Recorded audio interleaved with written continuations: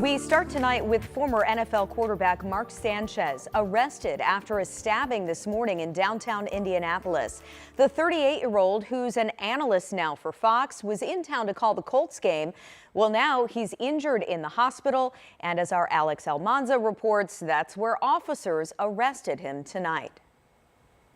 Just a couple blocks east from the JW Marriott, police got the call. Two men were fighting. When IMPD arrived, they found one man with lacerations, the other, Fox Sports analyst Mark Sanchez, with knife wounds. Let's make sure we lock that bar down, treat it as the crime scene, don't let anybody enter out for now. Early Saturday morning, the 300 block of East Washington Street turned into a crime scene. The ex-NFL quarterback taken to the hospital in stable condition and also placed under arrest. IMPD says Sanchez faces preliminary charges of battery with injury, unlawful entry of a motor vehicle, and public intoxication, all misdemeanors. Fox Sports releasing a statement before the announcement of his arrest, saying in part, "We are deeply grateful to the medical team for their exceptional care and support. Our thoughts and prayers are with Mark." Fans in town to watch Sunday's Colts and Raiders game, which Sanchez was scheduled to announce, shared the same thoughts. I've got prayers for him, Mark Sanchez. I hope he make it through it, but it's sad, man. For others with a hotel view of the crime scene, the news was a bit more fresh. I just found that out through you. Wow. Yeah. Mark Sanchez got stabbed last night?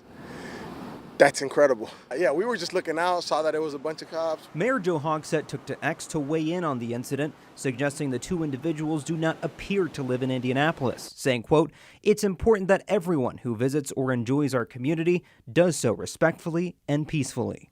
Police have yet to release any additional information as this case now sits with the Marion County Prosecutor's Office. In Indianapolis, Alex Almanza, 13 News. And a probable cause affidavit, which might have some more details on exactly what led to the fight, likely won't be available until early next week. We will keep on top of it, though, for you. We'll post any new developments on air and online at WTHR.com. Also tonight, we're trying to learn more about a shooting on the near south side of Indianapolis. Police got a call about gunshots around 5:30 this evening on East Kelly Street near Raymond Street and I-65. They found a person there in critical condition. So far, no word on any suspects. Now we're working to learn what led to the gunfire. This weekend, family, friends, and community members are honoring the life of a little boy killed in a domestic violence-related shooting.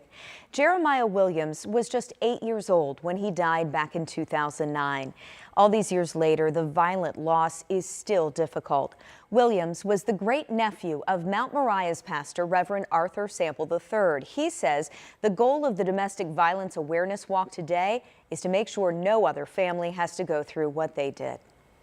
They may be someone who's at the beginning of starting a relationship that has some of the violence that will increase or will grow in it, that they'll be aware of what may trigger their emotions and they'll get some help, that they won't be caught up in the situation that we're in and put someone else in the situation that we have to live through. And they also ask that you say something if you think that you or someone you know is experiencing domestic violence. It is 11:03. Want to give you a live look downtown tonight. Really a summer-like start to our weekend, especially when you consider it is early October, Rob. Yeah, kind of strange. 84 was the high temperature today. The average high should be closer to 70 degrees. We're right there now. 70 degrees, our current temperature. When you look at the larger picture, you do see mostly 70s, but when you get in a little bit closer, you really see the variability that happens across central Indiana on a night like this, where you have the clear skies, you have really dry air in place. Look at the variability. 50s, 60s, and 70s, and that's just in the metro. So I think that tomorrow when you head out, temperatures will likely be a little bit cooler, and while I'm putting 60 as our overnight low temperature, some of you are already cooler than that, and I know that there's going to be a good bit of variability in the temperatures for tomorrow morning. So yes, I'll call it a nice round number like 60, but you could be 5, maybe 8 degrees either side of that, depending on where you are. If you're in the city, you're probably closer to 60. If you're outside the city, you're probably closer to 55 or so. Then very quickly warming up. Now, I did adjust the temperatures for tomorrow just a little bit. I just think it's going to be difficult to realize that record-breaking 88 that we had on the forecast. We'll still do 85, still a warm, almost summer-like day, but these summer-like days are numbered. I'll talk about when the big pattern change is expected to arrive this coming week. All right, see you in a few minutes, Rob. Thank you. There is a push this weekend to end the hunger crisis in America that's hitting Hoosiers hard. A local organization says it's on the road to fix it, quite literally. Our Ella Rhodes caught up with bikers on the ride to end hunger. Before the bikers kicked their stands up and hit the road, they prayed for every hungry Hoosier. Faith, Hope, and Love CEO Marilyn Gonzalez organized the 5th annual Ride to End Hunger. We are here together to bring awareness about hunger, that even one individual can be an answer to this growing problem. More than 20 riders drove for 75 miles across central Indiana to raise awareness for the 1 in 7 Hoosiers fighting hunger. Faith, Hope, and Love teamed up with Midwest Food Bank, where they started the ride. Tommy Brooks with Midwest Food Bank says they see the issue grow worse every day. I hear it every time I go out to any food bank that they are feeding more and more and are having a harder time finding the food. 1 in 5 Hoosier kids face hunger, according to Feeding America. That number keeps Brooks up at night. I can't imagine that. They're back in school now, and I can't imagine getting up and going to school and being able to concentrate when you haven't had a decent meal. It's why FHL returns to the road every year. It's hard to believe that in a country that's so powerful and rich, and then at the same time throw more food in the trash than giving to the charitable distributions. Helmets on, kickstands up, driving and praying one more person joins the fight to end hunger. In Indianapolis, Ella Rhodes, 13 News. And if you are in need of food assistance here in Indiana, I want to let you know the Community Compass app can help you find the local food pantry that's closest to your home.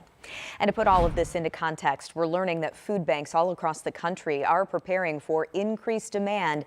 That's due to the government shutdown. One food bank in Washington, D.C. estimates 75,000 federal workers are living paycheck to paycheck right now. So the food bank anticipates those workers could need help if they're furloughed or if the government shutdown goes on for a while. Other key programs like SNAP could also be disrupted if the shutdown extends into next month. And an update, the shutdown's already dragged into day 4 and lawmakers left for the weekend with no deal. Republicans are still pushing for an extension of current funding levels, and Democrats are focusing on health care, wanting to extend subsidies set to expire at the end of the year. Both parties playing the blame game as the stalemate continues. The shutdown is having effects all across the U.S. Many federal employees are going without pay, including essential workers like TSA. Some who worked during the last shutdown worry they'll start losing manpower now. At the beginning, it was fine, but then people were starting to call off and find other jobs. So as the shutdown continued, the lines just continually got longer and longer. And towards the end of the shutdown, the last government shutdown back in 2018 lasted just over a month, the longest in history. Federally run buildings, operations, and parks closed unless considered essential. That's happening now, too, although some states are stepping in to keep things running. West Virginia pledged to keep 2 of its national parks open to avoid missing out on tourism dollars. Up next tonight, a recall alert affecting your pets, why you don't want to give them these treats.